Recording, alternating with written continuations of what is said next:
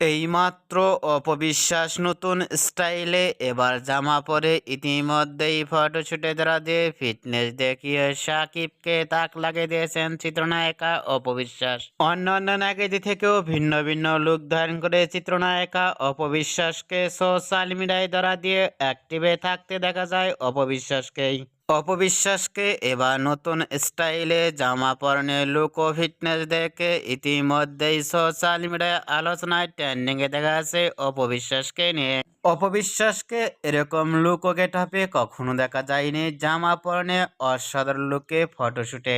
অপবিশ্বাসকে নতুন স্টাইলে জামা পরনে লুক ও ফিটনেস দেখে ইতিমধ্যেই ভক্ত ও শুভাকাঙ্ক্ষীরাও অবাক হয়ে পড়ছেন অপুকে দেখে।